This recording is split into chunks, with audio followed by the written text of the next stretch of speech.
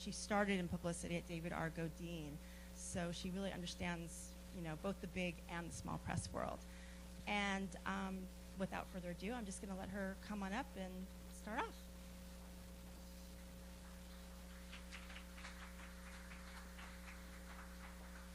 Hi, everyone. Nice to meet you. Nice to be here today. I do occasionally lapse into corporate speak, so if I do, just raise your hand and tell me to talk like a human being again, and I promise you I will. And please feel free to have questions while I'm presenting. You can always stop and address any questions you may have. So we're certainly in a different age now than we were when I started in publishing 20 years ago. Back then, we didn't really use email, and now we've got Twitter, Facebook, Pinterest, everything else. So a lot has changed, and I very frequently get the question, and occasionally ask it of myself, does traditional media matter any longer? And I have to say, it matters to our authors, big time. So if it matters to our authors, it matters to me. But even aside from their thoughts on the issue, which they're quite vocal about, I do think it is actually quite important still. I see it as being important for several reasons. The obvious one is that it generates consumer interest, and of course that's something that we want. It makes people go to the store and buy books. Over a decade ago, the Book Industry Study Group did a survey, and they determined that it takes people 7 times on average to hear about a book before they'll purchase it. That was in the age before Facebook, Pinterest, Twitter, and all these other sources of information, in air quotes, information. So a lot has changed, and it makes it that much harder to have any one media hit translate into sales. So I don't think it's that we need less traditional media. I think it's actually that we need a lot more traditional media than we used to get. Publicity is still so crucial to the publishing process that even aside from the making consumers go to the store and buy the book because they've seen a review or seen an author on television, it's important because different departments within the company obviously need it so very badly. I mean, sales, of course. We hear all the time from our sales reps that an order came in light or not at all from Barnes & Noble or from Amazon. And the heads immediately snap to publicity and say, what have you got going on? And sometimes we have advanced commitments to tell them about, and other times it's sort of a game of wait and see, send out those galleys, send out those books, and hope and follow up. And eventually, usually we have some good news to tell them. It may be that we go to news.google.com one morning and type in the title of a book, and a New York Times hit that we weren't even expecting pops up, and that kind of stuff does happen. And then it's a belated, hey, sales reps, here's some good news, let your accounts know. But obviously we're happier and they're happier when we have some nice advance notice.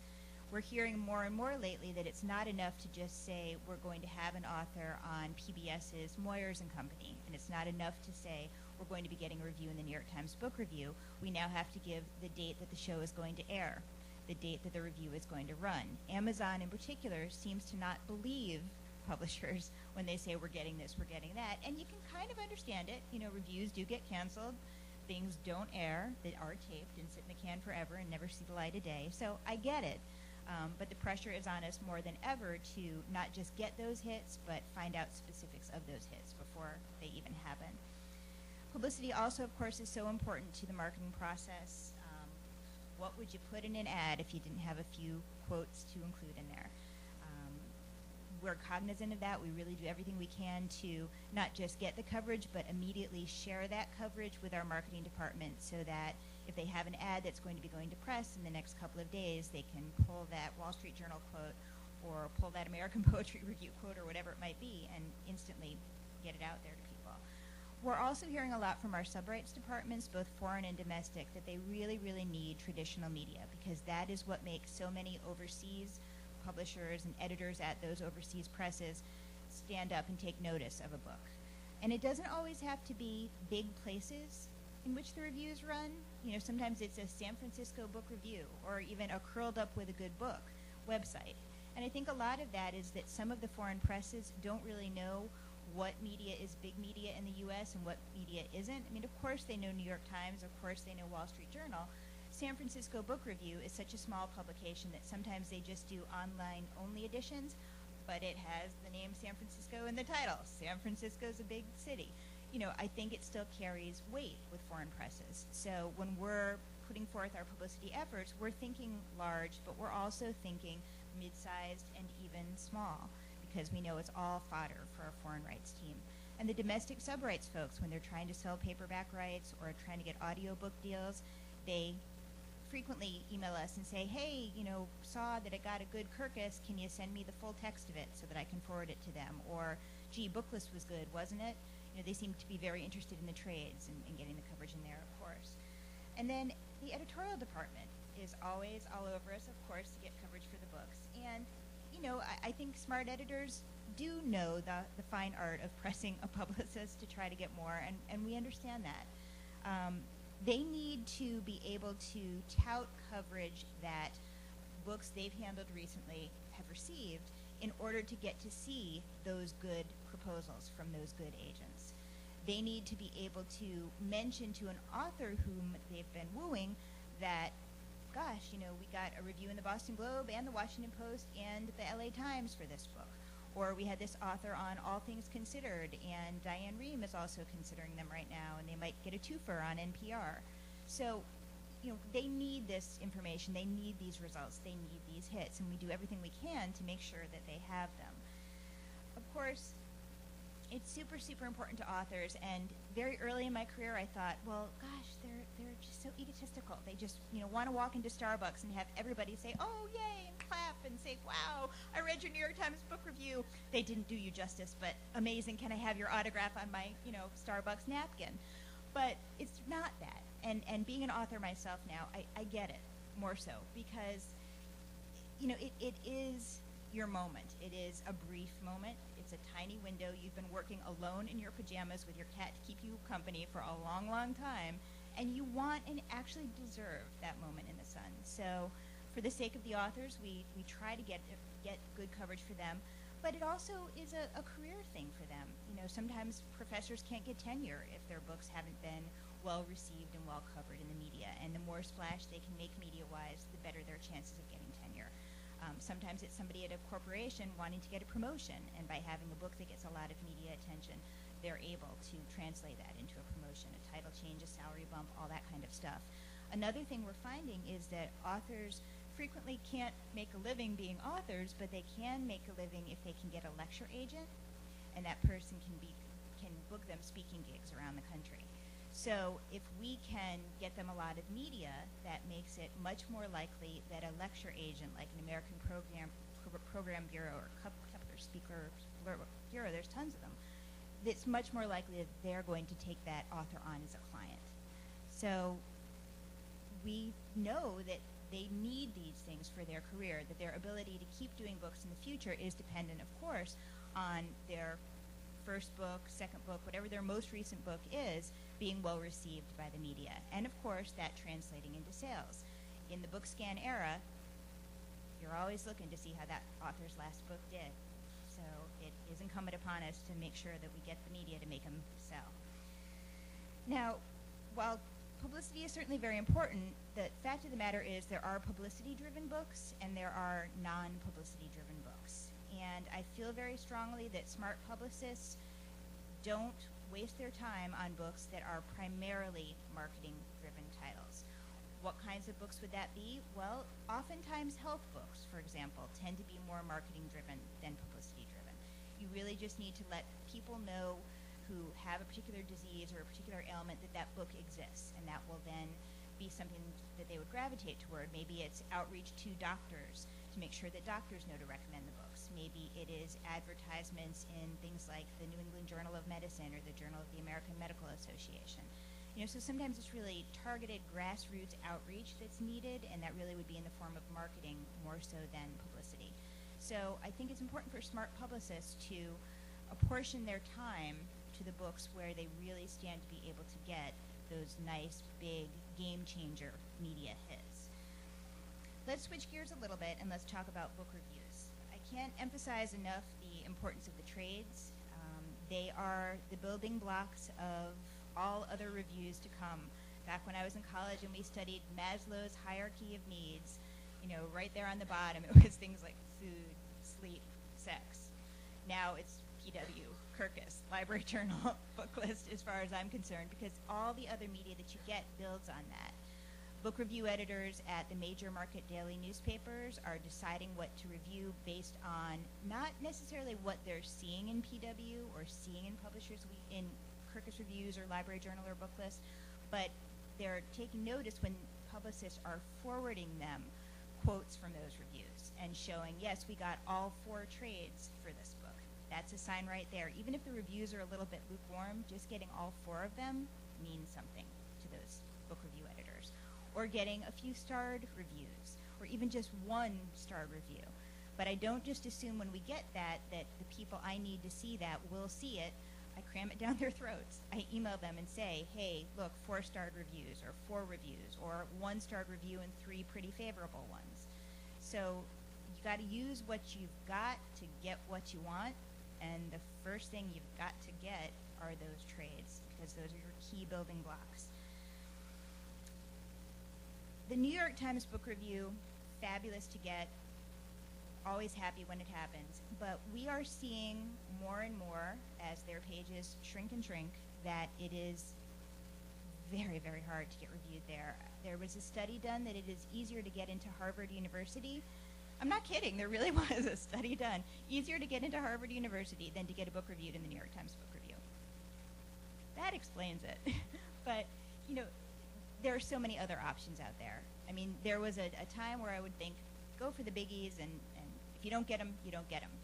Now I'm spending my time following up with places like the Roanoke Times. They have an amazing book review section.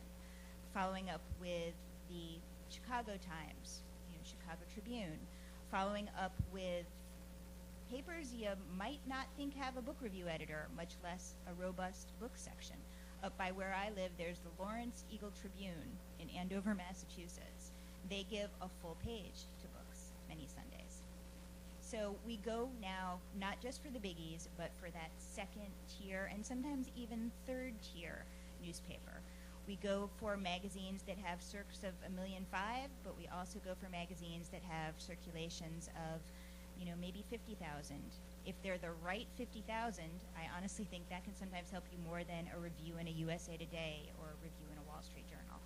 So I would encourage you to put a little extra money aside, if you can possibly find some, to send galleys to some places you maybe haven't been sending to, and to then send finished books to those same places and follow up with them using the 4 trades that no doubt you got, to try to convince them to cover the books, because those papers are read, and if you put together the circulations of 2 or 3 of those mid to low end papers, you're at the same circulation of a New York Times Book Review. You're at the same circulation of a Wall Street Journal.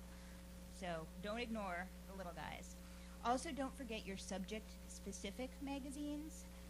When I worked at David R. Godine, we did this wonderful book by a man named Alex Carmel called A Corner in the Marais, about the Marais region of France. And we did our typical, mailing and follow-up to good literary places. But then Alex said, well, what about Travel and Leisure? And what about The Sophisticated Traveler? And started rattling off all these other travel magazines that weren't places we normally would approach. And that for me was when the light went on. And ever since then, when we have a music book, I'm contacting the Rolling Stones and the Spins of the world and the American songwriters and the record collectors of the world. When we have a theater book, I'm going to theater publications. When we have novels, I'm going for literary magazines like Agni and Plowshares and Post Road. So we find more than ever we have to look to niche publications, even if their circulations aren't gigantic, to try to get coverage. And I also would just encourage you to try to get print coverage in any way you can. It doesn't necessarily have to be a review. Be creative. Offer free excerpts sometimes. God knows nobody's paying for them these days, so get free ones if you have to. Also, go for author Q&As. Go for author profiles. Authors love having them done. It's exciting for them. And I honestly think a profile draws a newspaper or magazine reader in more than a review does, because you see a picture of a person, they look interesting, you wonder what it's about, then you read a little bit and you say, oh, they have a book, and oh, they sound like an interesting person, or they sound really nice, and you then kind of want to get to know them by reading their book. So I think profiles are absolutely a great way to go. vary it, mix it up. You know, we sometimes put in our press kits Q&As, and we get calls from the media saying, can we repurpose that for free? And we say, sure, please do. Or, you know, any canned anything that you can offer them, offer them. Sometimes it's even a photograph that we offer them, and they, in the caption, just mention the book. The ideal publicity process, as I think of it, starts with the author questionnaire, and if you're not doing questionnaires for your authors, and they're not at least 10 pages long, look back at your author questionnaire. Yes, they'll hate you because they'll turn in their manuscript, and then you'll say, great, thank you, and here's your 10-page author questionnaire to fill out. But the information in them is so very valuable. What kind of stuff do we ask them? Well, we ask them what bookstores they frequent.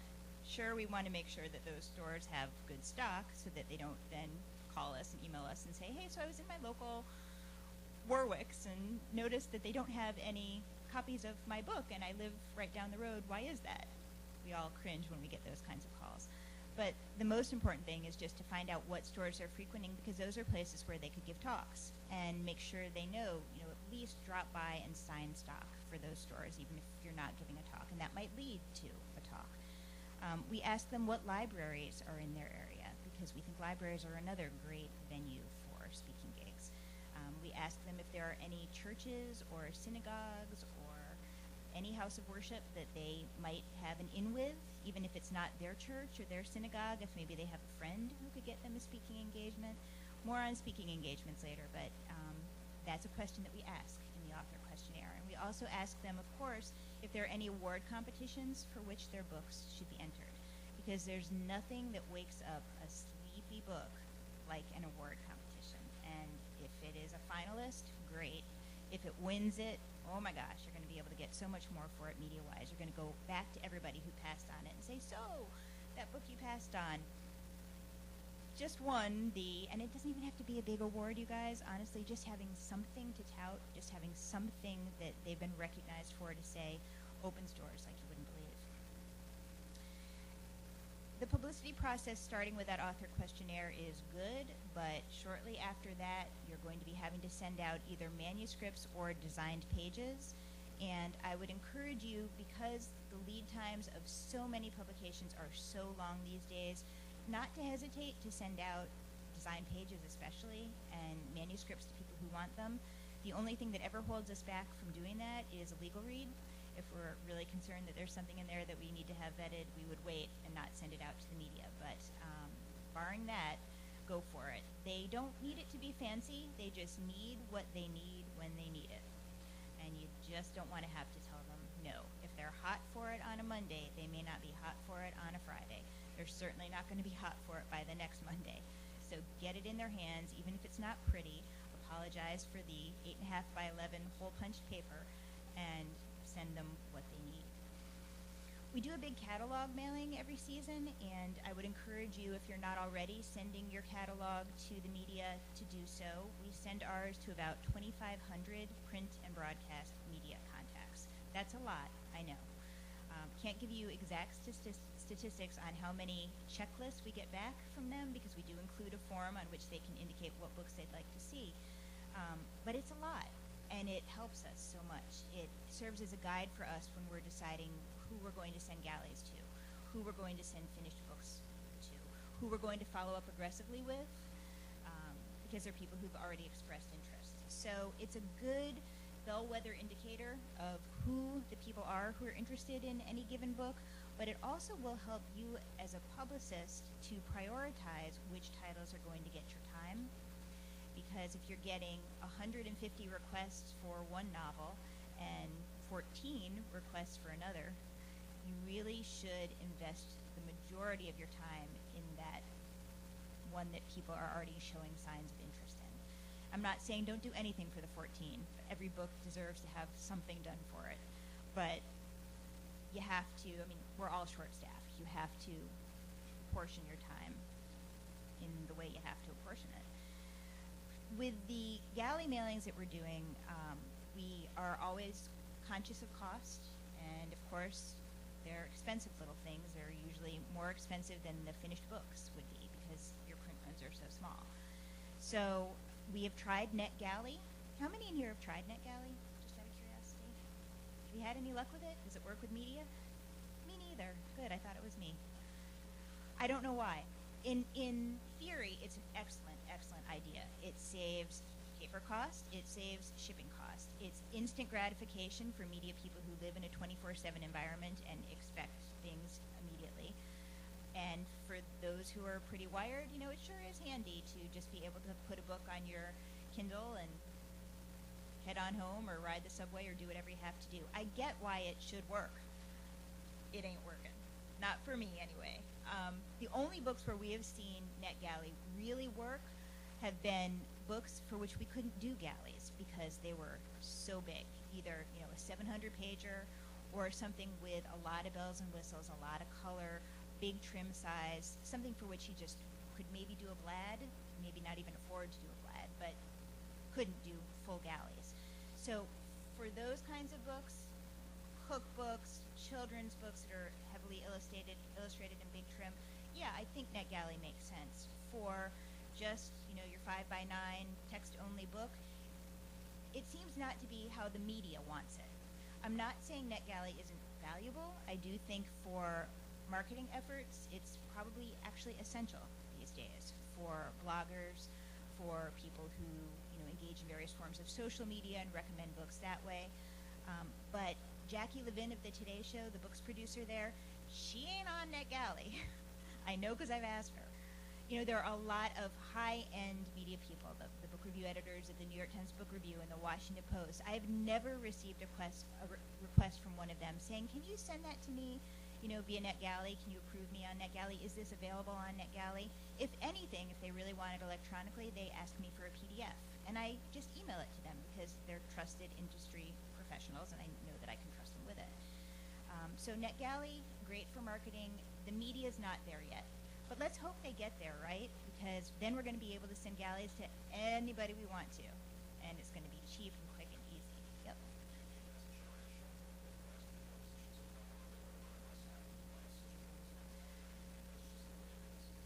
It might be generational, but I honestly think that as long as you're sending them printed galleys, they're never going to turn to NetGalley. If all of the printed galleys dried up today, if all of you would agree to stop doing printed galleys, and I were to agree, and a bunch of other presses, maybe then they'd be like, huh, I guess I better look for this on NetGalley.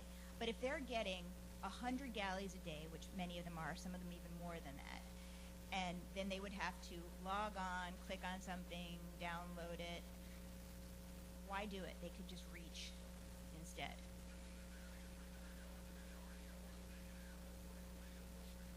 Yeah.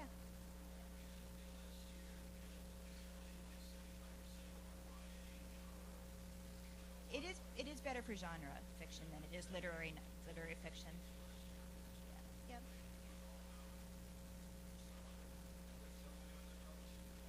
Question? Yeah. Yeah.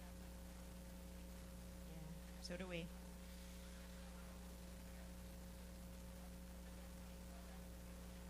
Great. That's great.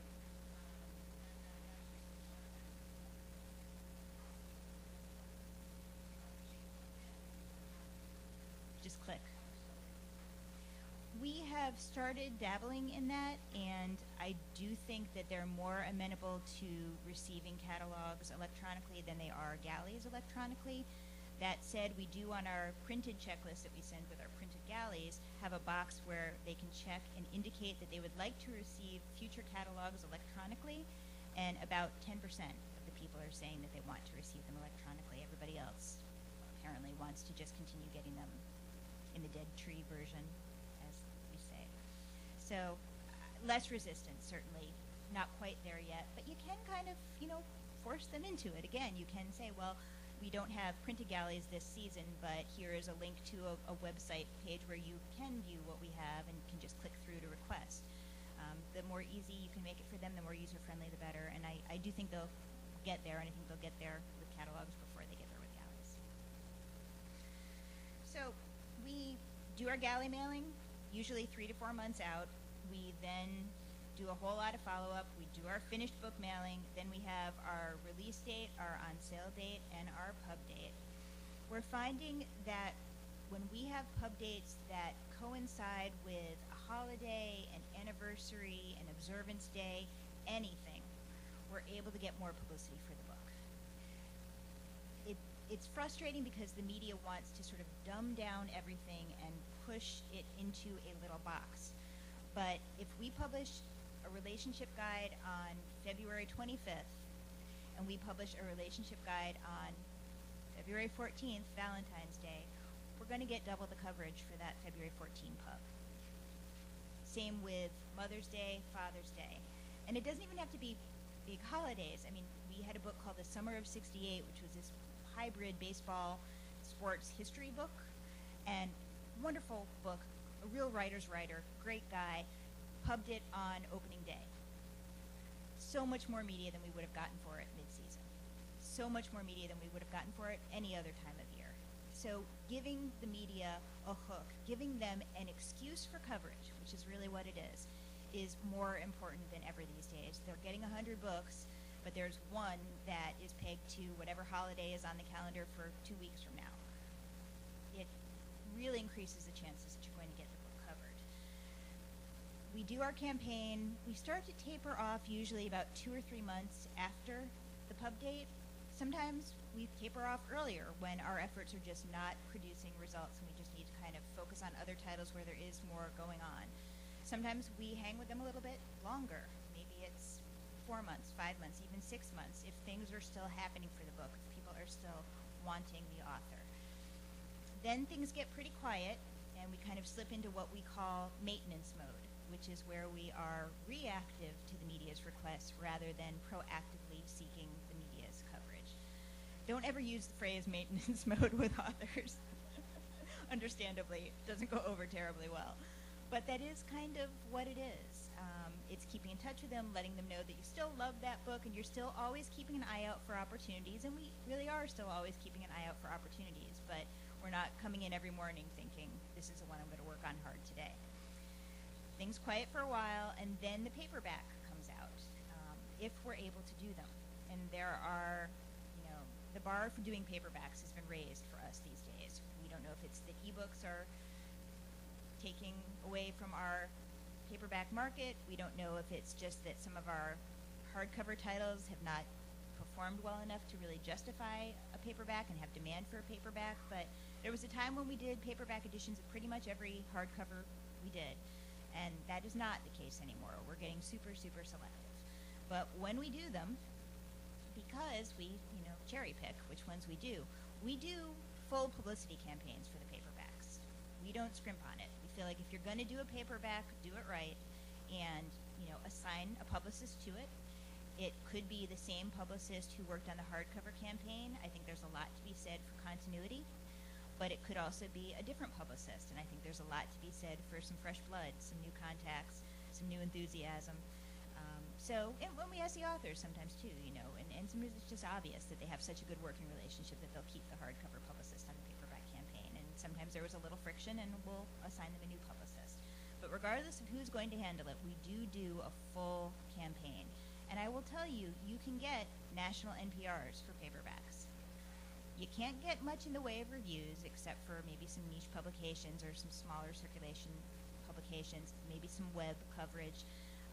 But certainly you can still get broadcast. You can still get television. You can still get radio, especially if there's some sort of hook, like holiday, some seasonal something or other, or something that's in the news, something kind of current eventsy. We try to tie into that for all of our nonfiction titles, certainly. So I encourage you, if you're going to do a paperback, and think long and hard about doing one, but if you're going to do it right and give it everything you got. That's true for paperback originals too. Certainly we treat them just like we treat hardcovers, and early in my career, it was like death if you did a book as a paperback original. You couldn't get it reviewed anywhere. That's absolutely, and I can say this unequivocally, not the case these days. Don't hesitate to do a book in paperback as an original if you feel that's the proper format for the book, if you feel that's the format that's going to sell. The media will be right there with you. If they were going to be with you for a hardcover, they'll be right there for a paperback original, I promise. So let's talk about authors a little bit. My favorite subject and my not so favorite subject. one thing that we really try to do is make our authors feel like they are partners in the publicity campaign rather than the recipients of the publicity campaign. And there are things that we ask them to do to help us out. One thing we ask them to do is research appropriate niche media for their book.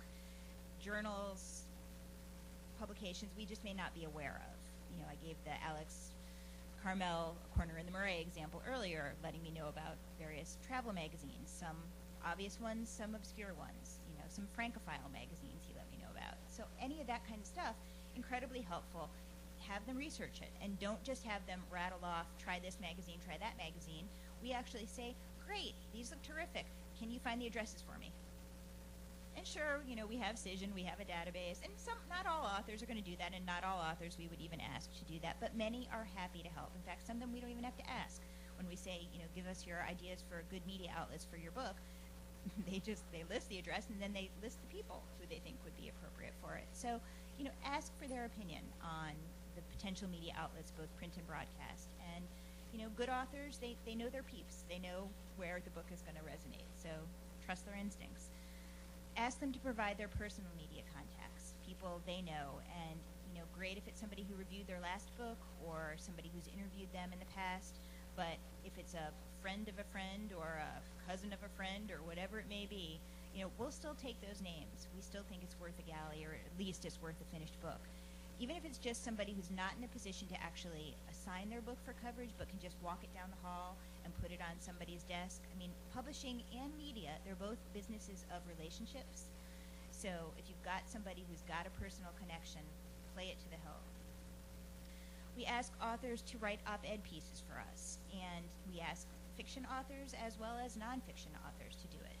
You know, fiction authors sometimes turn out some of the most eloquently written op-eds anywhere, I find. They're usually smart, well-read people who have opinions on various things that are going on in the world, and they may not have a PhD in that particular topic, but they can write about it so movingly and so eloquently that they can get those kinds of placements. We ask them for nonfiction to keep us abreast of current events. I had an author, Justin Martin, he did a biography of Alan Greenspan for us, and he sent me an email one day and he said, you know, Greenspan's going to be making a really big announcement next week on interest rates, and do you think you could use that as a hook? Now, I don't follow stock market, business news, any of that kind of stuff, so I was like, sure, let's give it a whirl. Sent out a few feelers. You know, Bloomberg's Business Lunch wanted to have him on. Got a national TV hit out of it. Got it because he was somebody who was following the news and thinking like a publicist. So I always ask my authors, please try to think like a publicist. If there's anything going on in the world that you can speak to, tell me what it is, and then also go a step further and tell me what your take is on it. Don't just say he's going to be saying something about interest rates. Say, well, if you look back at past things that he has had to say about interest rates, these are some things that you could probably predict he would say. And, you know, the author wasn't 100% right on everything, but he came pretty close on a few of the points, and I was able to use that to get him a national TV hit. So ask them to pay attention to the news.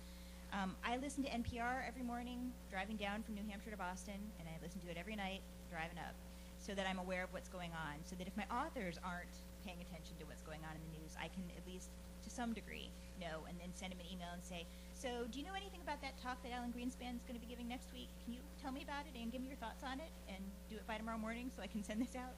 And they become very responsive because they feel like they have a partner in it. It's rare that an author says, no, I don't have time for that. It really honestly is rare. We try to get our authors to help us a bit with the press material.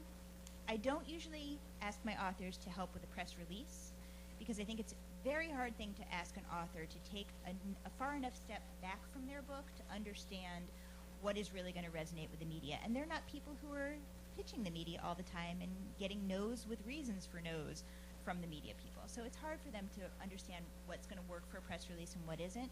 But there are exceptions. I mean, sometimes if we have a science book, I have them vet it for me. If we have any health-related book, I have them take a look at it because you don't want to be giving out erroneous information about that for sure. You won't just look stupid. You'll possibly kill someone. So, you know, we really try to have experts when it's subject matter with which we're not super familiar or super confident vet those press releases for us. But other than that, for your memoirs, your novels, your poetry collections, that kind of stuff, we don't generally show it to our authors. We don't want to go through a long rewriting process with them. At that point, it's usually all systems are go. We've got to hurry up and get these galleys out or these finished books out. So that's another reason to kind of not have them help with that. But there's all kinds of other stuff that they can do, press material-wise. It helps a ton. A full-page author bio is something we try to include with every book. So if you don't have your authors writing up full-page bios for you, ask them to. No, we don't need to know that they have 3 dogs and what the dogs' names are, unless it's a book about dogs, in which case, please elaborate.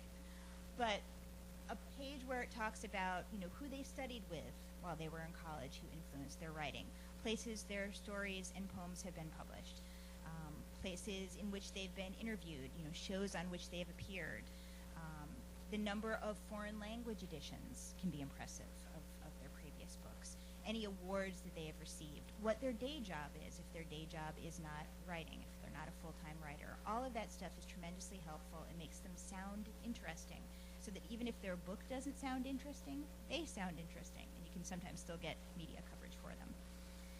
We ask them to do canned Q&As with us, and generally we just send them 10 to 12 questions and ask them to answer them in about a paragraph each. Sometimes when we're pressed for time, we don't even have time to come up with those 10 questions. We just send them some other Q&As that authors have done and say, can you do this but for your book and in your voice?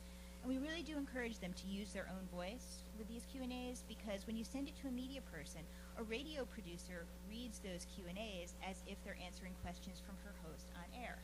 That's kind of how she's going to see it. Or somebody who maybe does author interviews for a newspaper or magazine, same thing. They start to imagine pieces they can kind of cobble together. It's also good to have those canned Q&As, because if you're a busy radio producer and somebody who you had scheduled for tomorrow drops out at the last minute and you're up a creek and you're looking at the 15 books that you have on your desk in front of you, if one of them has a canned Q&A, in other words, those questions that you would have your host ask and a good sense of what the answers would be, and they're good answers, you know that you can just book it, and you're not even going to have to cram that night to prepare things for your host. You're just going to bring that in, give it to your host. Your host is probably going to ask those questions or very similar ones, and you've kind of handed them the interview on a silver platter, and that can give you a leg up over those other 10 or 15 books that are sitting on that producer's desk. So canned Q&As, big fan of them, and share them with your marketing department too, because they can very often use them to offer them to websites, for example. Yep.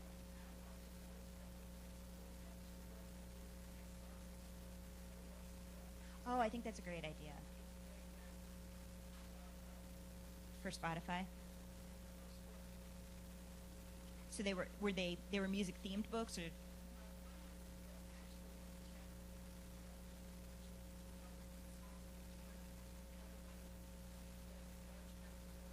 Sure. That's great. Yeah, we're all for that. That's a creative approach. I mean, and that's what it takes these days. And I would even have my baseball history book author come up with a playlist, like good songs to listen to when heading to opening day. You can really get creative. We do pregnancy books.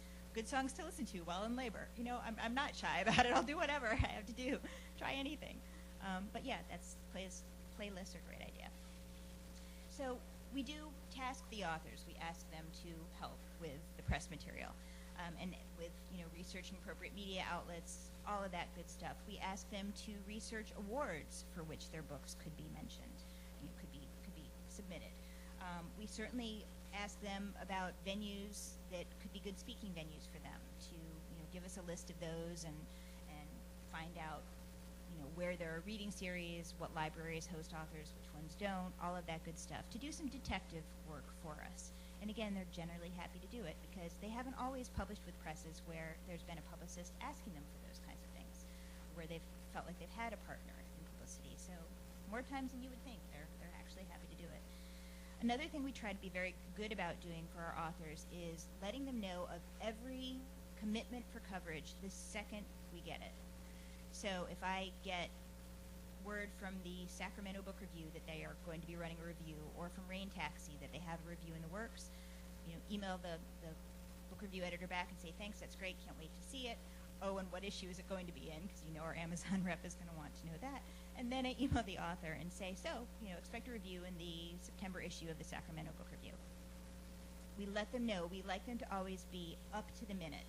And another nice thing about that is if you get a call from an agent or an email from an agent and they say, can you update me on the progress, the publicity progress for such and such book, you can say, actually, you can go ahead and just ask the author of such and such book because they are up to the minute on all of the confirmed coverage at this point. So let them know of everything you get. Send them links to every review or article the second you see it run.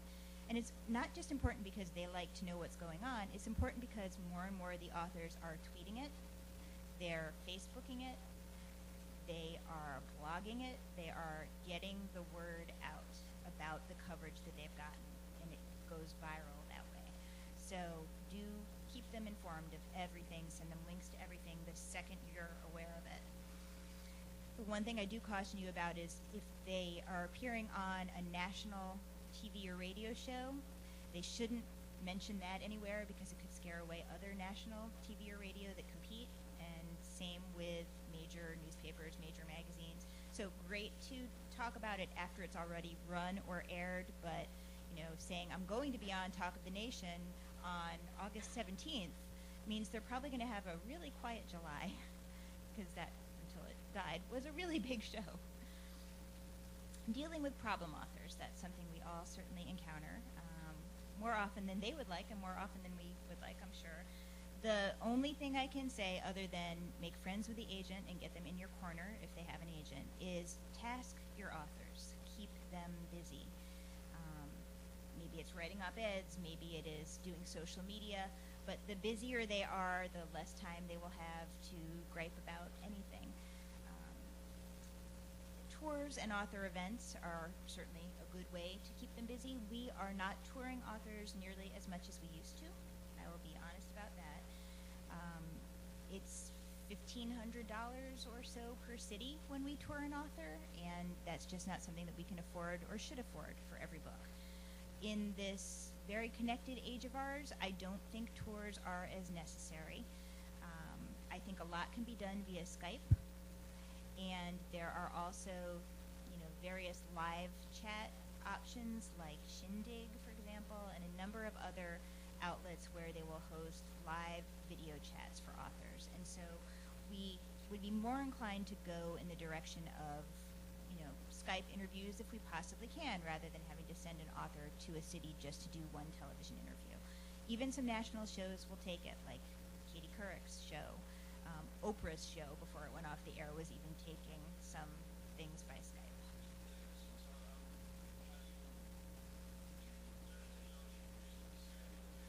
Mm-hmm.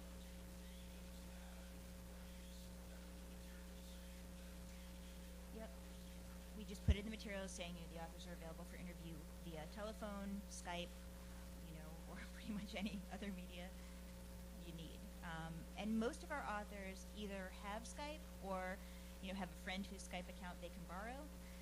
We've even had authors pop by our New York office to use a colleague's computer that has Skype on it. You have to get creative sometimes in order to make it happen. But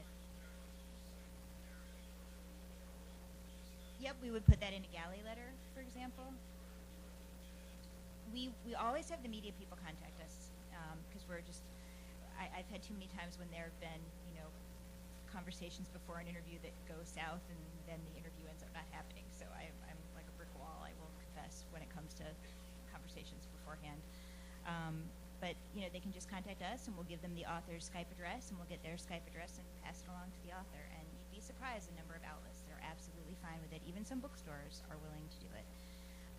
We do encourage authors to do bookstore events, library events, events at lecture series in their area, and we encourage them to think of their area broadly. So anything that would not require an overnight stay, even if it requires getting up early, driving for 3 or 4 hours, doing a talk, and coming back late that night, to us, that's still their area, and to some of them, that's still their area too.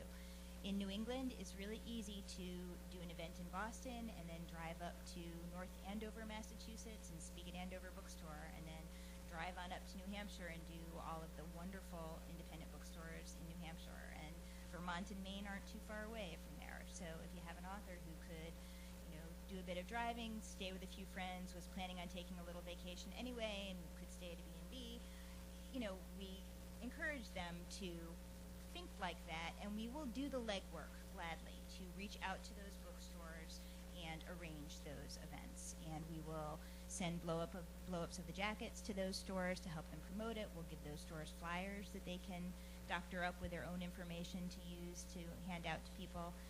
So we can't always pay for the tours, but we are willing to give them blood, sweat, and tears, basically is what it amounts to. Oh.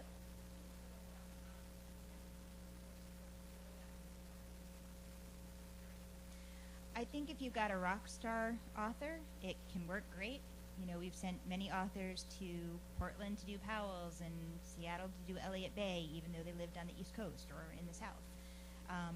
But if you're not really confident that they're going to be able to draw, I would be hesitant to do it. And you can just be very candid with the store and say, how many people do you think you'd be able to draw for that? And they'll tell you the truth. Usually, they really will. And then you should chime in with, well, my author went to school in Seattle and thinks he can maybe deliver like 15 or 20 people. And so if you add my 15 and 20 and your 20 or 30, does it start to make more sense to you? And they'll say yeah, or they'll say no. But we are definitely doing less of that. It's not that we're not doing it, it's just we're doing it very judiciously. Yep. I was aiming for her, but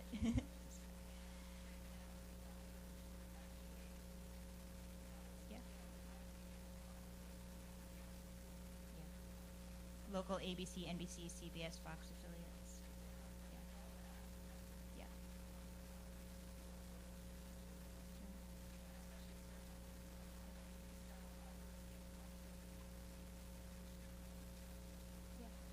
That's absolutely true. And when we look at which authors to tour and what cities to tour them to, media is as big a factor as the bookstore.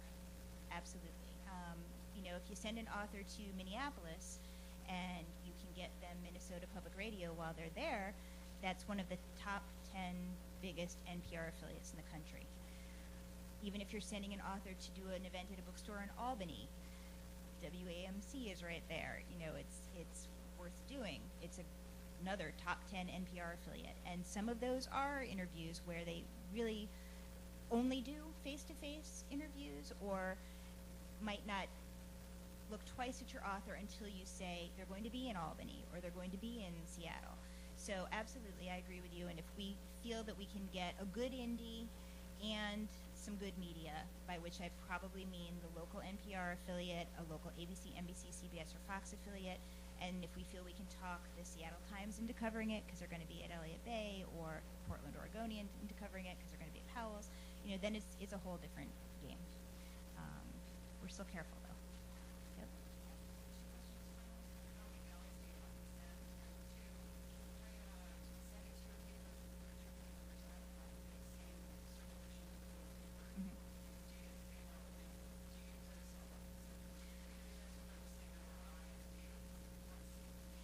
It doesn't have exactly the same cachet. I mean, you're not going to put that quote on the cover of the paperback.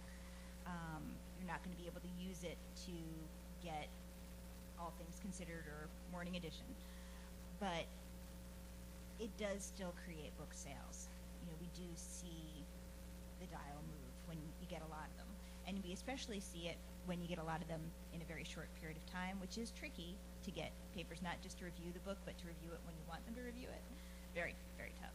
But we absolutely do still see spikes. And, one of the nice things about BookScan is you can drill down a little bit and see in what areas of the country a book is selling. And we had an author on the Faith Middleton show on Connecticut Public Radio and saw a huge spike in Connecticut. And we're like, that must have been Faith Middleton. And the same thing happens with book reviews in places like the Roanoke Times or the Richmond Times-Dispatch. So, you can't use it as much as you do the other stuff, but it does still generate sales. Yeah. Oh, you're going to hate me. 400 or 500 galleys for a lot of books. I know. I worked at Godine. I remember David being like, 75 galleys? Are you kidding me? No.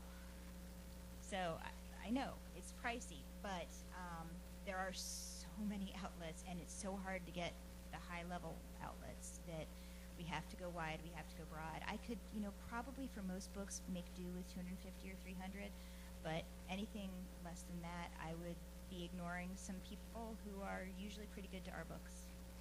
So I send a finished book to everybody I sent a galley to, just as a wake-up call, or a fact-checking copy if they've already assigned it for review. Plus, I would say I usually add on another 100 to 200 of finished books. I know, crazy numbers. For things like regional NPR affiliates that don't need to book far in advance. Nationally syndicated radio shows that will book the day before or the week of. So we don't spend a ton of money on touring our authors, but we do spend an awful lot of money on galleys, and we do spend an awful lot of money on finished books, both producing the galleys and mailing the galleys, because those shipping costs add up too. That's the way that we've chosen to do it. It seems to work for us. We'd rather spend our dollars on that kind of stuff. Wow, that's great. That's great. We're not as good about that. Mm-hmm. Oh, that's terrific. So you find out who the judges are and lobby. That's smart. That's super smart. I'm going to steal that. Question.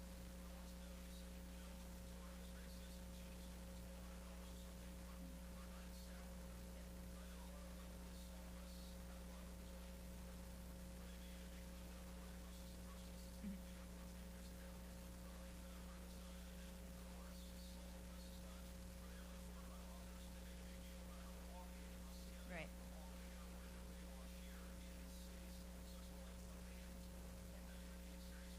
I haven't even done that with our musician authors. I love the idea. I think it.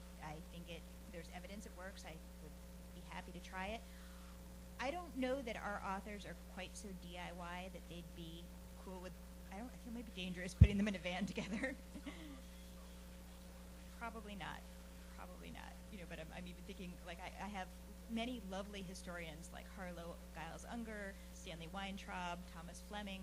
They're all in their 80s. They're amazing, but I don't really see them in like a VH bus. And telling Stan that he needs to share a hotel room with Harlow, it's probably not going to go over so well. But I do sometimes have some of our more literary DIY kind of authors who I think would love the idea. So I'm going to steal that too. Thank you. Yep.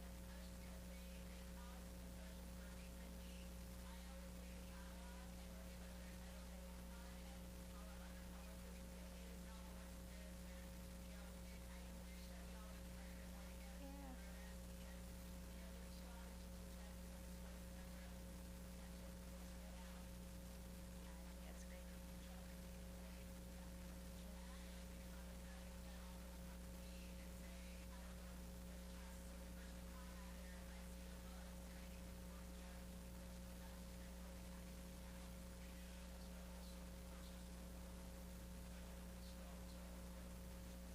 We do a little bit of that between the member companies of the Perseus Books Group, the basic books, the public affairs of the world, and usually it's more just, one bookstore event where you have one basic author and one public affairs author and one Da Capo author talking kind of thing. But yeah, put them in a van together and ship them out. Let me know how it goes. Let's talk a little bit about getting outside help, because obviously the thing about publicity is if you're doing it right, your job is never done, right? You can always get more. So that's not possible. How many of you actually have somebody on staff with the title publicist? It looks like not quite half of you. How many of you have somebody who does publicity, but that's not really their job? It's about half of you too. So I think, next year when you're doing up your budget, you want to make a good investment in your press and in your books and in your authors and in retaining your authors. Publicist might be a good position to put on the books. Budget? Yeah, sure, I can. I can because I also teach at Emerson College in their book publishing program, and I have tons of hungry grad students who need jobs and will start at $25,000 or $27,000 and be very happy and very loyal for about a year, and then they're going to want more money, or they're going to go elsewhere. But you know, that when I started at Godine, I started at $14,000 with no benefits, and my Christmas bonus bounced. You know, like, it's just, when you really want it, when you see that world and you want that life, you want to make that your life, you can live with mom and dad for an extra year. You know, so for an entry-level publicist, for a more senior level person, you know, someone with 3 to 5 years of experience, 35,000 maybe, 40,000. But you know, you may be at an advantage if you live in a place that doesn't have a lot of other presses, where they're just, you know, if they want that kind of career, aren't a ton of other choices, and if they want to do what they love doing, even if it's not a super lucrative thing, they'll do it. There's a little bit of that in Boston, I have to tell you. There's us, there's Houghton Mifflin, there's a few university presses. You know, I know our salaries are lower than they are in New York, where jobs are a revolving door, but it's a lifestyle choice that those of us who live there have made, and if it means we're making a few $1,000s less, it's okay with us. So I think that get somebody young and green and willing to learn, someone who you're going to be willing to have make a few mistakes along the way, and grow them. And you know, the best way to learn publicity is to start doing it. That's how you learn the job.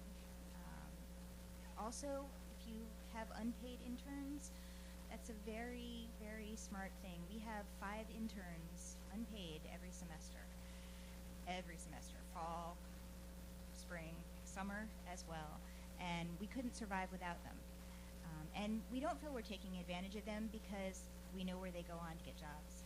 And we know they go to HarperCollins, we know they go to Little Brown, and they get those publicist jobs that they want, and they get them because they worked for free in a publicity department at a good-sized trade press for, you know, 4, 5, 6 months. Some of them stay 2 semesters because they feel like they're learning so much, and they go on to get jobs. So unpaid interns can help a lot with publicity too. Yep. Mhm.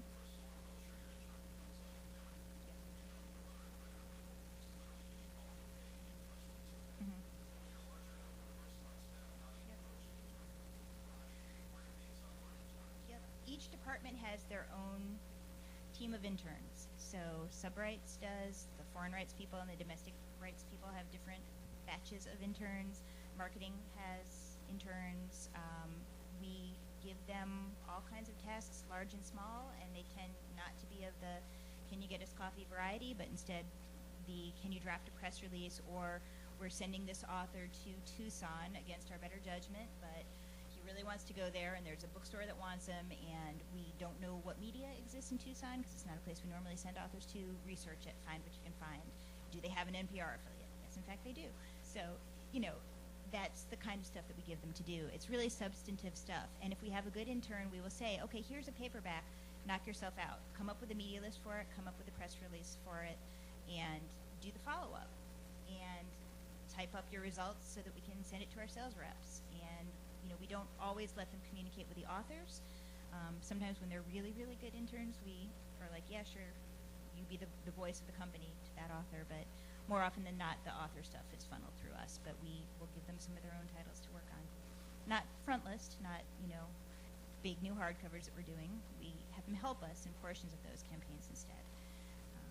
I don't think that you can rely on interns to be your publicists, but you could hire a single publicist to handle your whole list of titles, and if they had an army of great interns, you'd be just fine. We are a 3-person staff, 5 interns every semester, but 3-person paid full-time staff, and we do about 125, 150 titles a year. So do math. It's pretty brutal, but we have help. We have, and they're all grad students. They're almost always all grad students who we have. They're grown-ups. So, outside help. If you have a big book and you don't have somebody with a title publicist on your staff, or have somebody but they maybe just don't have the pull or the connections, consider outsourcing that book, the publicity campaign for it. A good freelance publicist can cost anywhere between $10,000 to $20,000 or $25,000. It's not cheap. It's a huge investment, I realize that.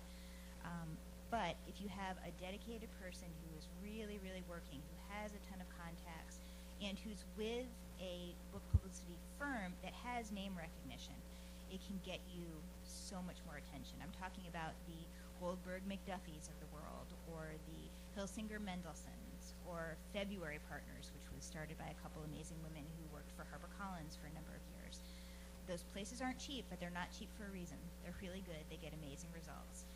That said, if you don't have that kind of cash to throw at a freelance publicist, there are a lot of usually women out there who worked in-house for a period of time, for whatever reason chose to leave that company. Sometimes it's, they're caring for aging parents, or they've got young kids, or whatever it may be. They're working from home, they're looking for work, and they can do a bang-up job from their living room. So don't hesitate to find somebody who used to be in-house, no longer is, and have them do your publicity campaign. Even if they've been out of it for a few years, it's kind of like riding a bicycle. Yes, your contacts do get a little stale if you've been out of it for a while, but you can gain those contacts again. You know what show to pitch, even if you don't know the producer any longer. You know what newspaper to reach out to. If you've got a really big book and you think this is a huge opportunity for us, and you don't have somebody who is ready, willing, and able to take the bull by the horns and really do right by it, consider outsourcing it. Choose wisely. Choose a book publicist, not a general publicist. I mean, if you had, a heart problem, you wouldn't go to a podiatrist. You'd go to a cardiologist. So it's kind of the same with a book. If you've really got a big book, go to somebody with expertise in book publicity. If you're going to hire them early. Hire them at the galley stage. Let them start when they need to start to make that campaign really be a success. That said, if you have a book that's taking off more than you expected and you need to kind of call in cavalry, you can get somebody to take a campaign on even after finished books have already been mailed to the media. They can step in, they can help with the follow-up, they can maybe target a few outlets you hadn't even thought of. So there are some freelance publicists that are willing to do that.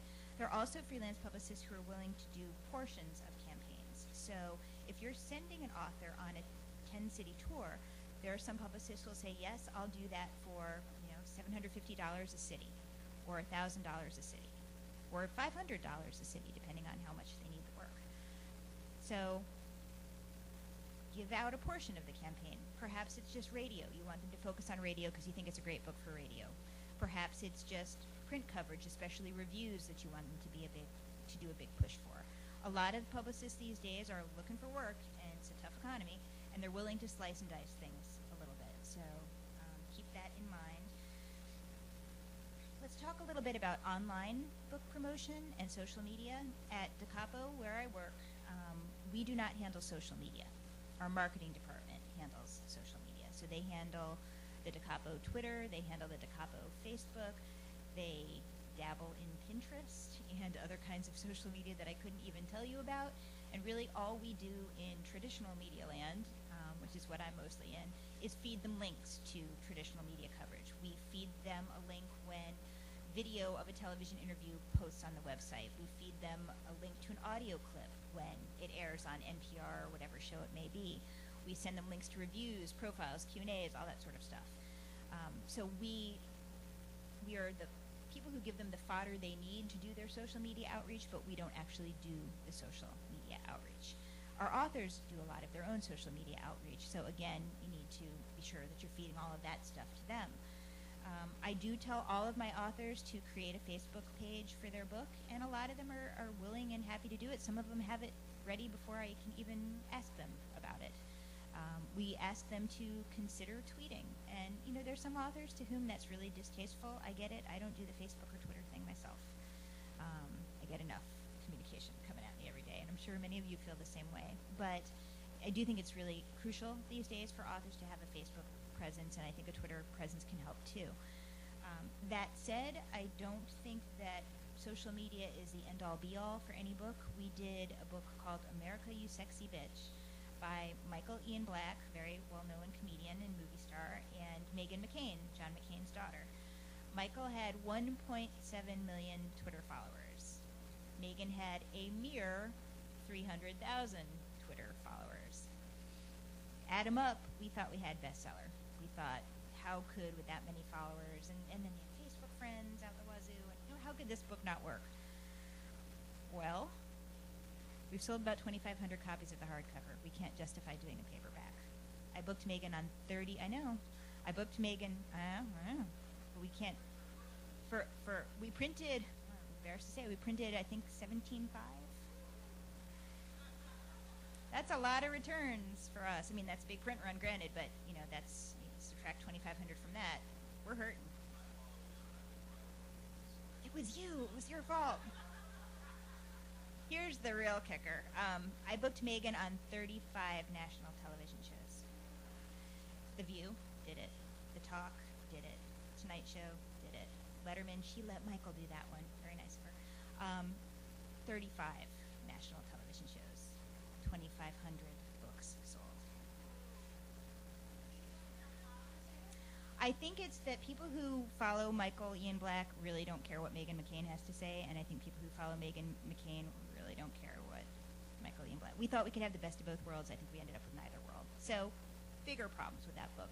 But it just shows you that just because somebody has a lot of social media followers and Facebook friends, all that stuff, it's not the end-all be-all. It is a cog in the wheel. Have them do it. Do it yourselves as a company, absolutely. But don't put all your eggs in the social media basket. That's another reason I think traditional media is still important, even though 35 national television shows didn't do it for Megan, but 35 national television shows would put us on New York Times bestseller list for other books. Question?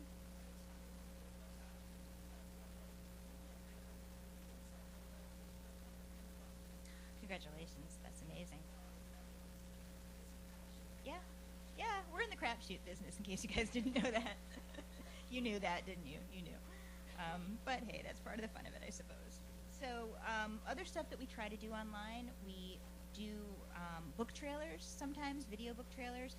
For the most part, we rely on the authors to do these on their own and on their own dime, and some of them have whatever paraphernalia you need to make a video, which is great.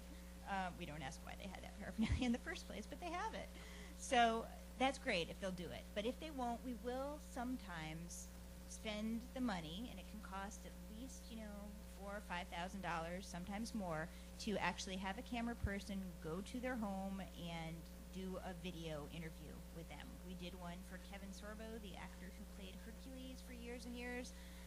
He wrote his memoir. I know you've all been waiting for it.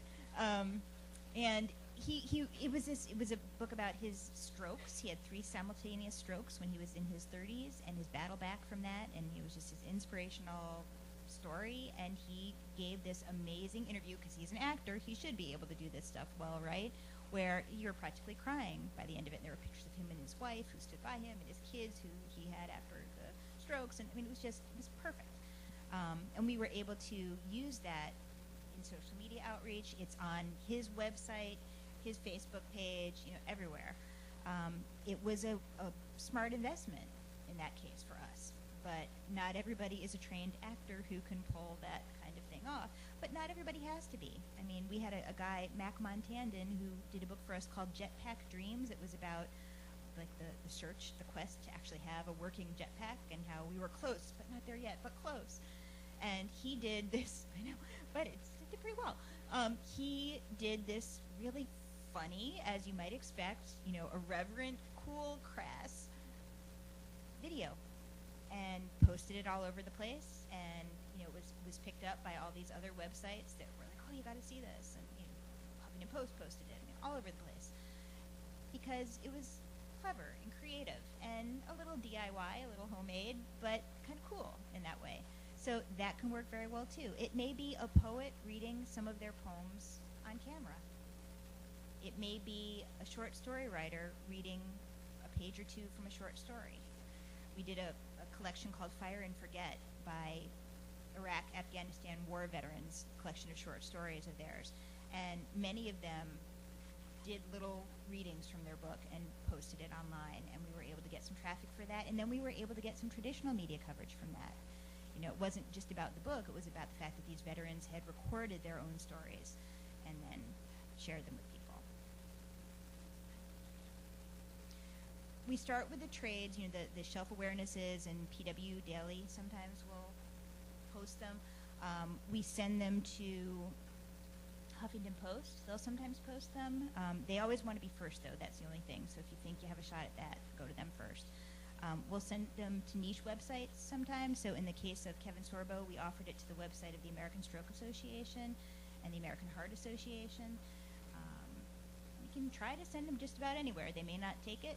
And then, of course, we post it on YouTube so that anybody can access it and put it on the author's website and also on our own website. So we try to just really get it out there and make use of it. There's really nobody we wouldn't give it to if they wanted it, in all honesty. If you have a book that you think could really do well online and don't have the time or the staff to do much for it online, you can outsource an online campaign for a book just like you can outsource a traditional media campaign for a book. Companies like FSB Associates, Fauja Burke and Associates, she's amazing, and there are other people out there who are like her. They focus on book promotion online. They don't promote things other than books. This is all they do. So they're really skilled at it, and they know, what literary bloggers are out there and which ones like poetry and which ones like fiction, and they're just really tapped in, and they're going to cost you, $2,000-3,000. Again, it's not cheap, but for the right book, it might be a very smart investment, especially if you don't have anybody in-house with the time to do that kind of research and with those connections already built in. Let's talk a little bit now about pitching the media, which is how I spend most of my days. I think that one really important thing is to just know the show that you're pitching and know the magazine, know the newspaper, know the website you're pitching. Your pitches will be so much better received if you know what works for them and what doesn't in terms of subject matter, but also, do they do segments on their radio show, or do they give a full hour to an author or a full half hour to an author? If you want to pitch Karen Schiffman, the executive producer at On Point, which is national NPR done out of WBUR in Boston, every show they do is a full hour show, sometimes just one person. Occasionally they'll have like an author plus a couple of other experts, but they'll all be there to talk about the same topic. So when you go to somebody like Karen, you have to go with a topic that can hold a full hour. Other shows, you're only going to get 10 minutes, like Morning Edition on NPR, tops. So you need to maybe just take that book and take a little slice of it and have that be the focus of your pitch, because that's all you can get through in 10 minutes. Or maybe you have an author who just has a fascinating story of how he got his first novel published, or a fascinating story of, having just won the Penn Faulkner Award and not expecting it at all.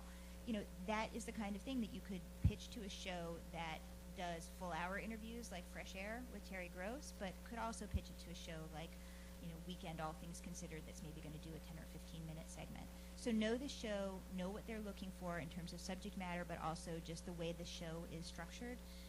When you go to book review sections, do they do, for example, omnibus reviews? Will they pair books with other books? If so, there's nothing wrong with suggesting to them, it would be great if you'd review my book, and if you want another book on the topic of Alan Greenspan, Bob Woodward actually also just came out with a book on the guy, which was unfortunate timing for our first-time biographer of Alan Greenspan, but that's another story. We did actually get a lot more coverage for our guy, Justin Martin, in his Greenspan biography because we rode the coattails of Bob Woodward's book. If you think I didn't call every book review editor and say, are you reviewing Bob Edwards' book? Do you want to pair it with another one? I did, shamelessly. And some people actually said yes, like Business Week, big places. So, don't be shy about offering other books. 2 books equals a trend. It's kind of how I look at it and kind of how the media looks at it too. And you were saying earlier about how, one of the beauties of consortium is that you have each other. Well, 2 of your books equals a trend, and that way you're at least helping one of your fellow consortium companies. That's how we think about it at Perseus, for sure. With basic, with public affairs and all of that. So 2 books equals a trend. When you're pitching, it is always tough to know how to pitch the media in terms of phone, in terms of email, or do you just send them the stuff, Well, I think that you should always have the galley or the book be your calling card whenever possible. If you can possibly afford to send out the number of copies you'd have to. You're more likely to get a yes if a galley or a book has landed and they've had a chance to thumb through it, and then you follow up with an email or follow up with a call, than you are if you just send them, a quick email with an attachment of your press release. They have 100 other books that they could reach out and choose. They don't need to read your press release and then email you back and say, yes, I'd like to see a copy of this. So I think, again, that's why we spend so much money and print so many galleys, and why we spend a lot on finished books too. Get it in their hands, then do the follow-up. Do you want to follow up by phone, or do you want to follow up by email? That's up to you. Some people are more effective by phone, and you can be more persuasive by phone sometimes than you can, because they can hear your genuine love of the book, your real enthusiasm for it. You can also, if you're sensing that they're hesitant about something, change your pitch as you're doing it. Like if you start in saying, well, we thought you'd maybe want to do this book for opening day, and then they kind of say, oh, we've done a lot of like sports stuff lately. And you're thinking, well, there's actually a history angle to this book too, and perhaps you'd want to look at the summer of '68 and what happened politically in that time, and Wendell can talk about that too. So you can adjust as you're talking to them. On email, you send that email, you kind of make it a sportsy pitch, and they don't want to do sports, they hit delete. Or maybe if you're lucky, they file it away for a later date. So you don't have that opportunity to change their mind. But the plus side of emailing is if they can't use it right then, but they still thought it was a pretty good pitch, they'll hold on to it perhaps and come back to you at a later date when they have a hole to fill. And they might forward it to another producer or even another show, or if it's not right for one reporter to do a profile of that author, they might forward it to another reporter. So, there's a lot to be said about the pass-around value of emails. And also, of course, if you're emailing somebody, you can take the time to really gather your thoughts, write a very persuasive email, really hone your pitch.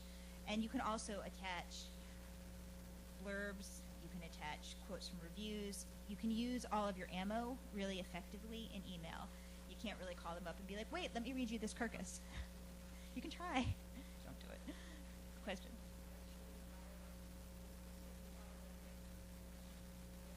Both. And yes, pretty much with everybody. Pretty much. I do it. Usually email. It's really easy, real quick. Like, it's Saturday, I wake up, I put my glasses on, I think, I don't really need to shower today. And then I send out 500 emails. Yep. Dear so-and-so, thought this might work for On Point. Dear so-and-so, thought this might work for Think on Dallas's KERA. And usually I'm just using the same email each time, but occasionally I'll be like, there's actually a chapter set in Dallas in this novel. I'm going to mention that to KERA, the NPR affiliate there. So occasionally I will try to tailor it a bit. And I try to tailor it on a personal level too. I try to say, hi Karen at WBUR's On Point. Hope your trip to Florida was good. Just wanted to follow up with you on blah, blah, blah. Or, was so excited to hear you're back from maternity leave. Have this book I think might work well for you. So I do try to remember that I'm pitching to human beings, and try to just even insert a line or two of some chatty something or other. I can't say that I follow up on every single galley or every single finished book, but I print out the list. I sit there and check. I go right down it, and that's a life. Yep. Question.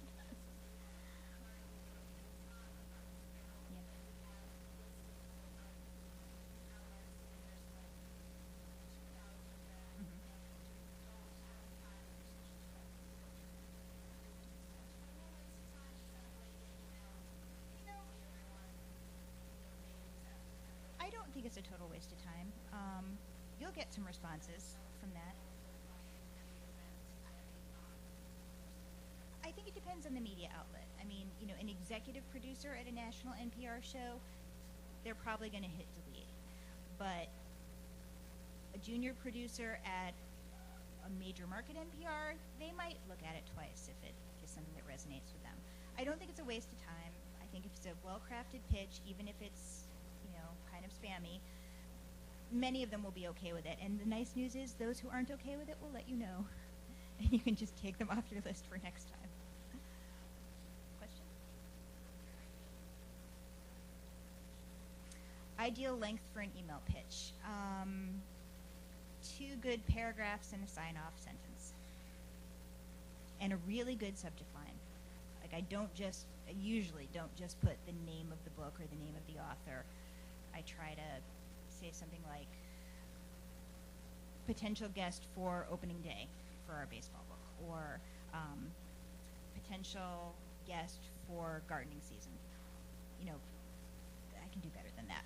But you get the idea. I try to make it not just be like the summer of '68 Tim Wendell. Something that would grab their attention and hopefully just get them to open it. That subject line is so very important.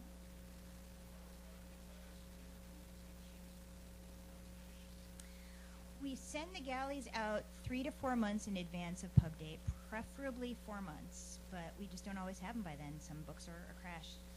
Sometimes it's 2 months, and that's bad.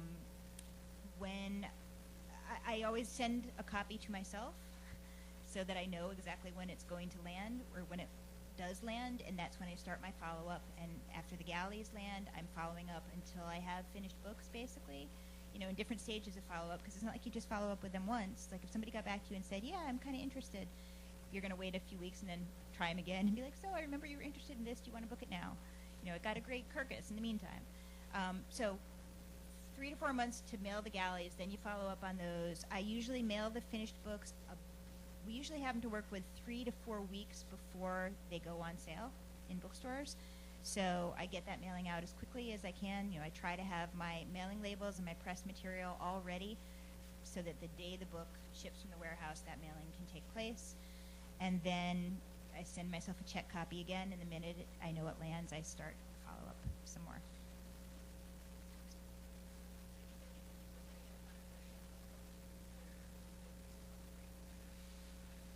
I'd be thrilled with 50.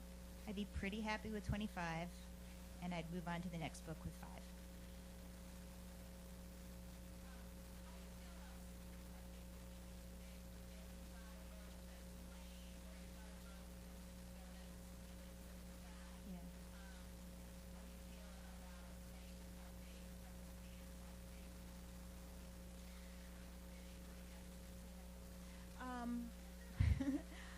I try not to ever have to change my pub date because I know that publications have saved space.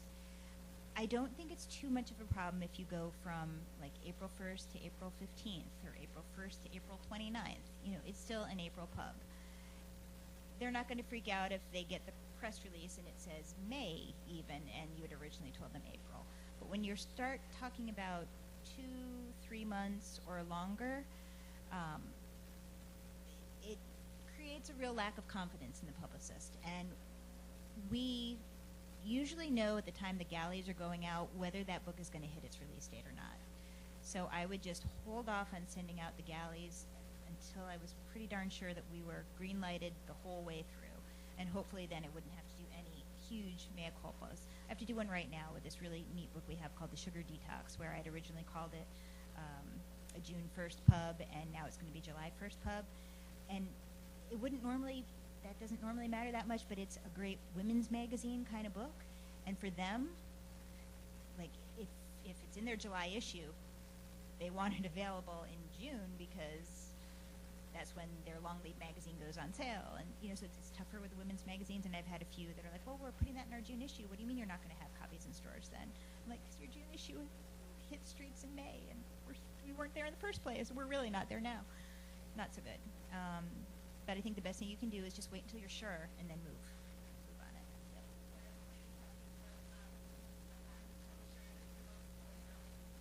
Yep. Mm-hmm.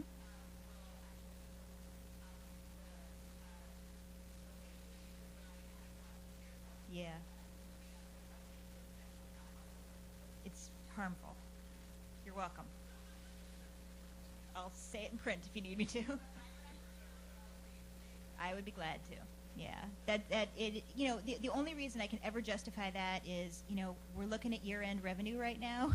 We're a little light, and we're thinking, okay, if we were going to call it a July pub and it could be a June 15th pub and hit the fiscal year, that's like 50,000 in revenue that we would have. And okay, maybe then for the good of the company you bite the bullet, but it means you're going to get less publicity than you would have otherwise. So yeah, moving them up, don't like it. Bad enough if you're delaying them, but moving them up, really harmful. Timing wise, we're about done. One last question from anyone? Good, I didn't want to have to leave anybody hanging. I'll be around. Thank you.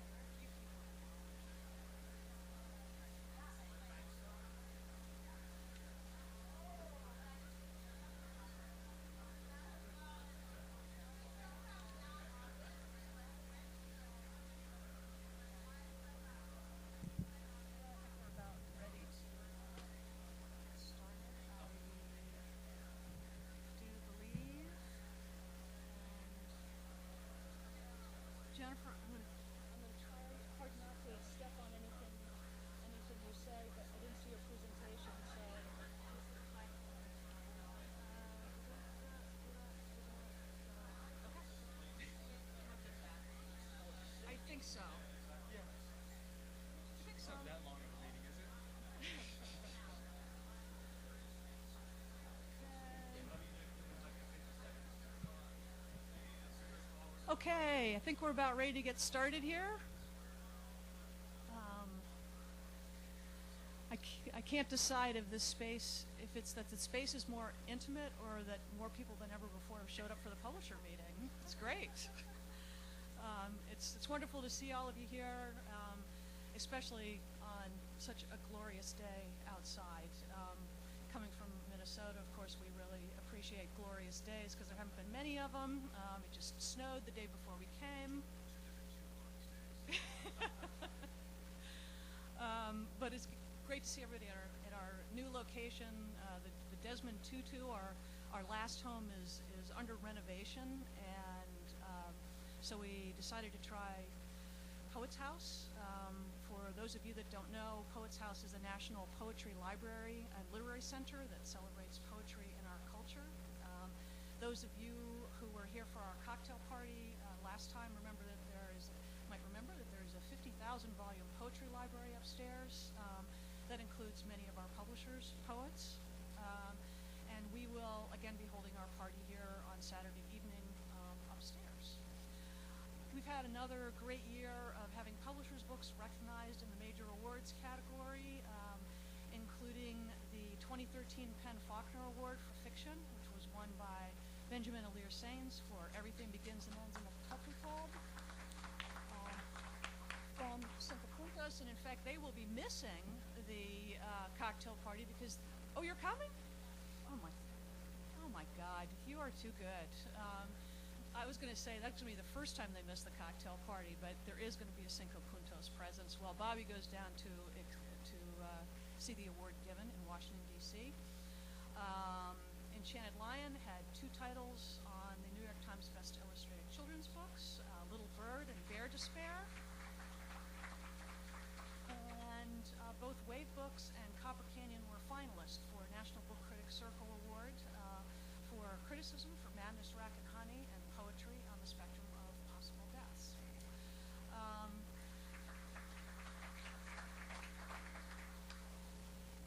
Mr. Noir, Johnny Temple, isn't here today. He's actually on tour because, yes, he still is a rock and roll god. But he was given the Ellery Queen Award, which recognizes contributions to the mystery, publishing community. There are actually many more, and it would take up a good bit of a publishing meeting to name them all. But we are, as always, so proud of the work that everyone does to promote their books. And they may not all win awards, but they all contribute to the culture of books that we believe in. I always like to start out with the introduction of the new publishers, and we've got quite a few, and most of them are even here, which is especially exciting since a lot of them are traveling long distances to be here. I'll start off with And Other Stories, which is located in High Wycombe, England. Definitely a new location in England that we haven't had on our list before. And Stefan Tobler is here, along with his publicist, Sarah Russo, who is actually local in New York. And Other Stories is a celebrated, stand up. And Other Stories is a celebrated young publisher of translated fiction. They've been making waves in the UK and are just expanding into the US market. They, in fact, in their very few years, got a book nominated for the Booker Shortlist, which is quite an achievement, and we are delighted to have them on board. Second up, Curbside Splendor. The publisher, Victor Giron, isn't here, but he's represented by Jacob Knapp, who will be presenting the books. Jacob?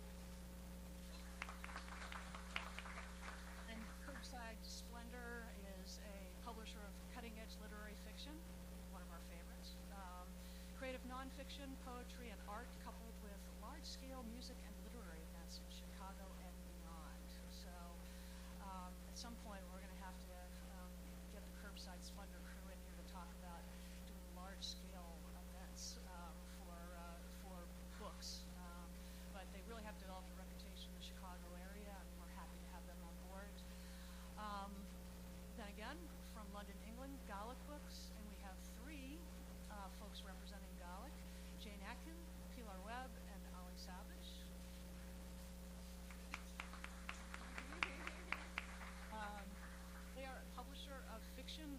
history and even Napoleon Bonaparte. And Garlic is also the proprietor of Belgravia Books, a London bookshop. We are thrilled to have them on board. Giles, we're represented here by Dan Giles, also from London. Giles is a visual publisher of modern and contemporary art, fine and decorative art, architecture, photography, and history. Dan?